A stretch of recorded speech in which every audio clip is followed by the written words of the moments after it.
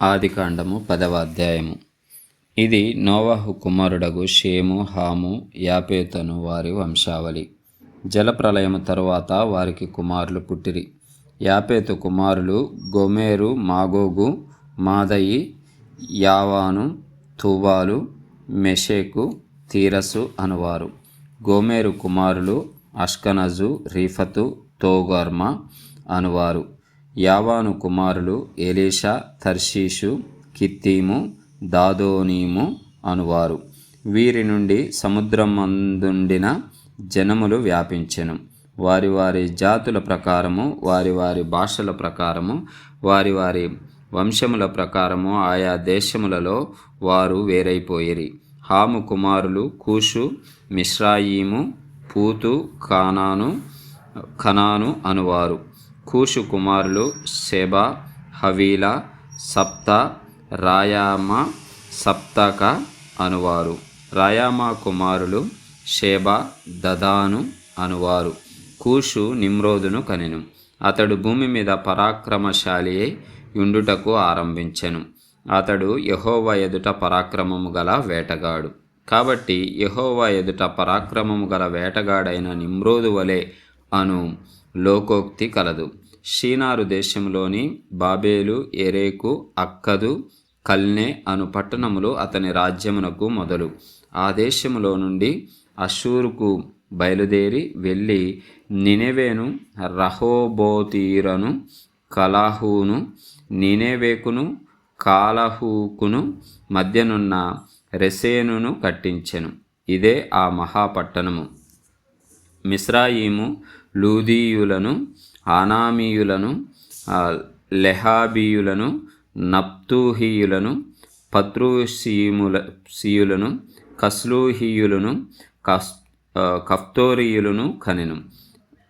ఫిలిస్తీయులు కస్లూహీయులలో నుండి వచ్చిన వారు.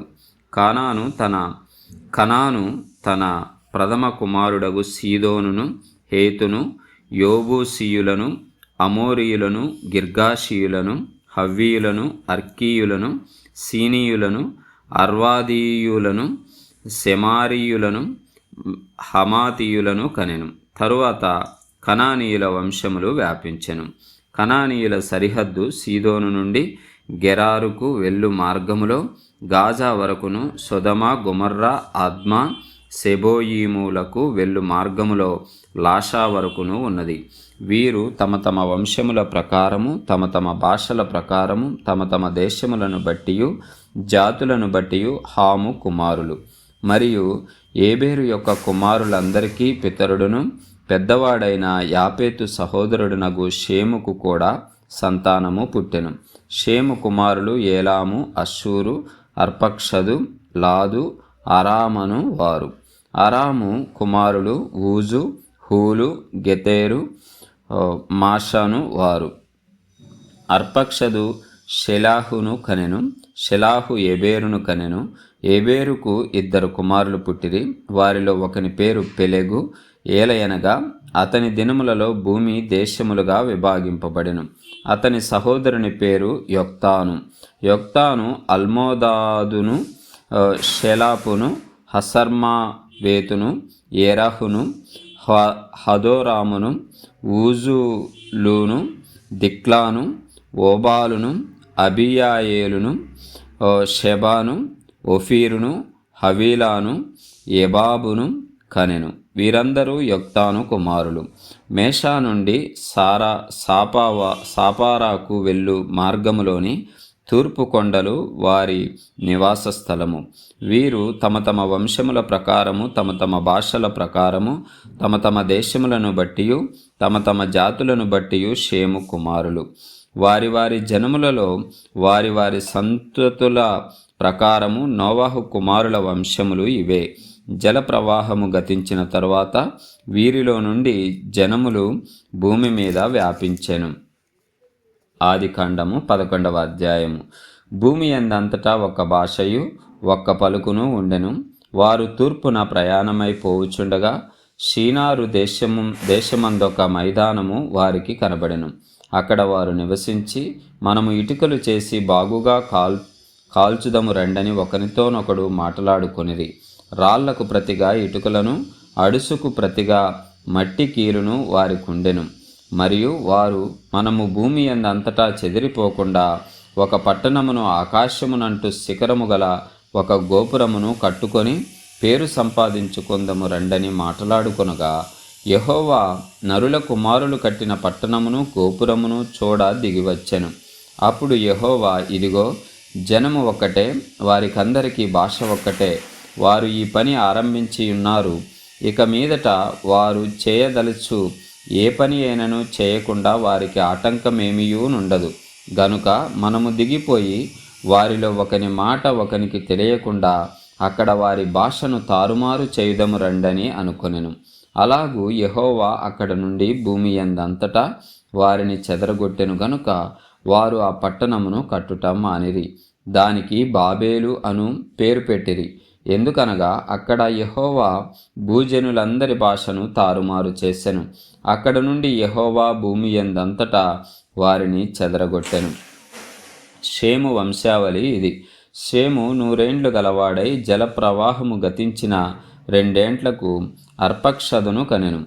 షేము అర్పక్షదును కనిన తరువాత 500 ఏండ్లు బ్రతికి కుమారులను, కుమార్తెలను కనెను. అర్పక్షదు 35 ఏండ్లు బ్రతికి షేలాహును కనెను. అర్పక్షదు షేలాహును కనిన తరువాత 403 ఏండ్లు బ్రతికి కుమారులను, కుమార్తెలను కనెను. షెలహు 30 ఏండ్లు బ్రతికి ఏబేరును కనెను. షెలహు ఏబేరును కనిన తరువాత 403 ఏండ్లు బ్రతికి కుమారులను, కుమార్తెలను కనెను. ఏబేరు 34 ఏండ్లు బ్రతికి పెలేగును కనెను. ఏబేరు పెలేగును కనిన తరువాత 430 ఏండ్లు బ్రతికి కుమారులను, కుమార్తెలను కనెను. పెలేగు 30 ఏండ్లు బ్రతికి రయూను కనెను. పెలేగు రయూనును కనిన తరువాత 290 ఏండ్లు బ్రతికి కుమారులను, కుమార్తెలను కనెను. రయు 32 ఏండ్లు బ్రతికి సెరూగును కనెను. రయు సెరూగును కనిన తరువాత 207 ఏండ్లు బ్రతికి కుమారులను, కుమార్తెలను కనెను. సెరూగు 30 ఏండ్లు బ్రతికి నాహోరును కనెను.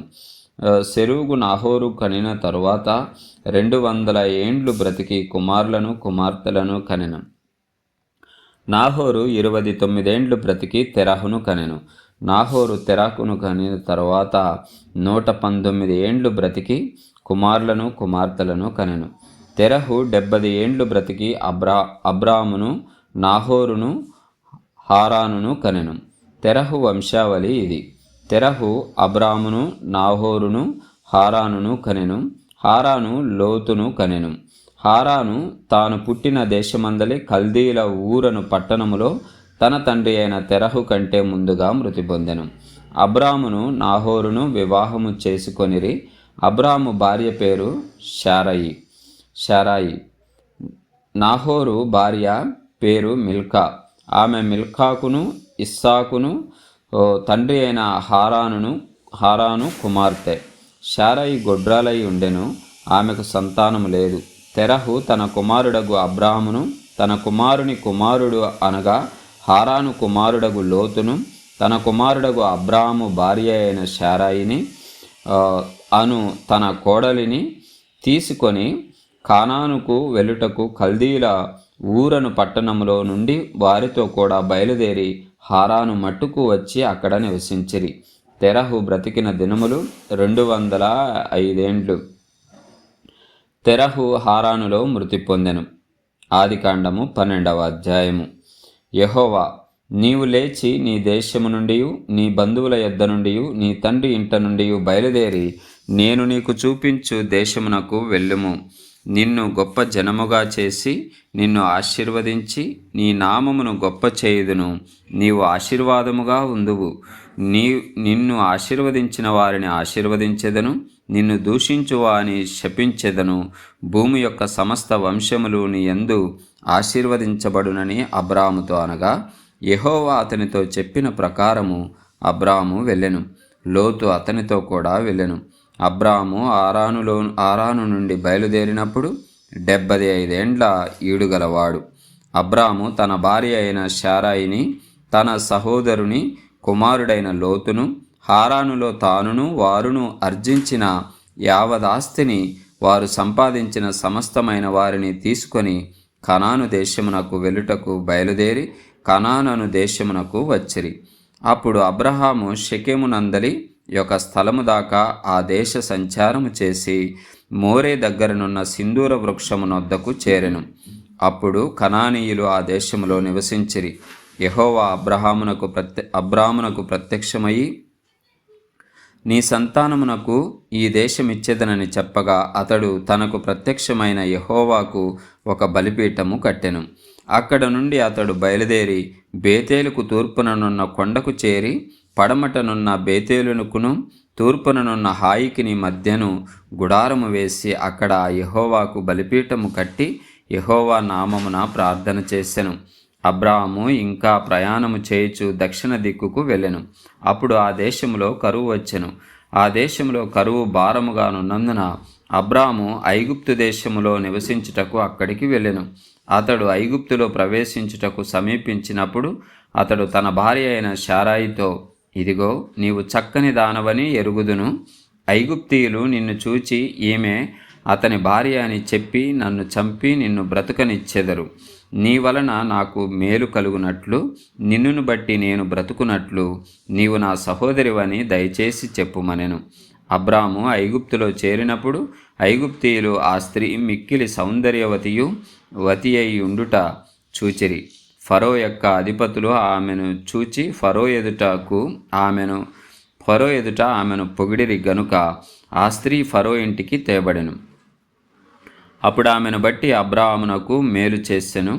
అందువలన అతనికి గొర్రెలు, గొడ్లు, మగ గాడిదలు, దాసులు, పనికత్తెలు, ఆడుగాడిదలు, ఒంటెలు ఇయ్యబడెను. అయితే యెహోవా అబ్రాము భార్య అయిన శారాయిని బట్టి ఫరోను అతని ఇంటివారిని మహావేదనల చేత బాధించెను. అప్పుడు ఫరో అబ్రామును పిలిపించి, నీవు నాకు చేసినది ఏమిటి? ఈమె నీ భార్య అని నాకెందుకు తెలుపలేదు? ఈమె నా సహోదరి అని ఏల చెప్పితివి? నేనామెను నా భార్యగా చేసుకుందునేమో. అయితేనేమి, ఇదిగో నీ భార్య, ఈమెను తీసుకొని పొమ్మని చెప్పాను. మరియు ఫరో అతని విషయమై తన జనులకు ఆజ్ఞాపించినందున వారు అతనిని, అతని భార్యను, అతనికి కలిగిన సమస్తమును పంపివేసిరి. ఆదికాండము 13వ అధ్యాయము. అబ్రాము తనకు కలిగిన సమస్తమును, తన భార్యను, తనతో కూడానున్న లోతును వెంటబెట్టుకొని ఐగుప్తులో నుండి నెగేబునకు వెళ్ళెను. అబ్రాము వెండి, బంగారము, పశువులు కలిగి బహుధనవంతుడై ఉండెను. అతడు ప్రయాణము చేయుచు దక్షిణ దేశము నుండి బేతేలు వరకు, అనగా బేతేలుకును హాయికిని మధ్య తన గుడారము మొదట ఉండిన స్థలము వరకు వెళ్ళి తాను మొదట బలిపీఠము కట్టిన చోటనే చేరెను. అక్కడ అబ్రాము యెహోవా నామమున ప్రార్థన చేసెను. అబ్రాముతో కూడా వెళ్ళిన లోతుకును గొర్రెలు, గొడ్లు, గుడారములు ఉండెను గనుక వారు కలిసి నివసించుటకు ఆ ప్రదేశము చాలకపోయెను. ఎందుకనగా వారి ఆస్తి వారు కలిసి నివసించలేనంత విస్తారమై ఉండెను. అప్పుడు అబ్రాము పశువుల కాపరులకును లోతు పశువుల కాపరులకును కలహము పుట్టెను. ఆ కాలమందు కనానీయులు, పెరిజ్జీయులు ఆ దేశములో కాపురముండిరి. కాబట్టి అబ్రాము, మనము బంధువులము గనుక నాకును నీకును నా పశువుల కాపరులకును నీ పశువుల కాపరులకును కలహముండకూడదు.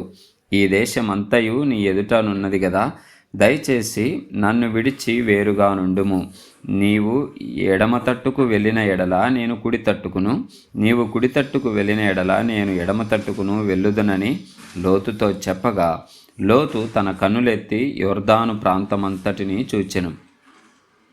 యెహోవా సొదొమ, గొమొర్రా అను పట్టణములను నాశనము చేయక మునుపు సోయరుకు వచ్చు వరకు అదంతయు యెహోవా తోటవలెను ఐగుప్తు దేశము వలెను నీళ్లుపారు దేశమయ్యి ఉండెను. కాబట్టి లోతు తనకు యొర్దాను ప్రాంతమంతటిని ఏర్పరచుకొని తూర్పుగా ప్రయాణము చేసెను. అట్లు వారు ఒకరినొకరు వేరైపోయిరి. అబ్రాము కనానులో నివసించెను. లోతు ఆ మైదానమందున్న పట్టణముల ప్రదేశములలో కాపురముండి సొదొమ దగ్గర తన గుడారము వేసుకొనెను. సొదొమ మనుషులు దుష్టులను యెహోవా దృష్టికి బహుపాపులునై ఉండిరి. లోతు అబ్రామును విడిచిపోయిన తరువాత యెహోవా ఇదిగో, నీ కన్నులెత్తి నీవు ఉన్న చోటు నుండి ఉత్తరపు తట్టు, దక్షిణపు తట్టు, తూర్పు తట్టు, పడమట తట్టు చూడుము. ఎందుకనగా నీవు చూచుచున్న ఈ దేశమంతటిని నీకును నీ సంతానమునకును సదాకాలము ఇచ్చేదను. మరియు నీ సంతానమును భూమి మీద నుండి రేణువుల వలె విస్తరింపజేసేదను. ఎట్లనగా ఒకడు భూమి మీద నుండి రేణువులను లెక్కింపగలిగిన ఎడల నీ సంతానము కూడా లెక్కింపవచ్చును. నీవు లేచి ఈ దేశము యొక్క పొడుగును వెడల్పున దానిలో సంచరించుము, అది నీకిచ్చేదనని అబ్రాహాముతో చెప్పెను. అప్పుడు అబ్రాహాము తన గుడారము తీసి హెబ్రోనులోని మమ్రే దగ్గరనున్న సింధూర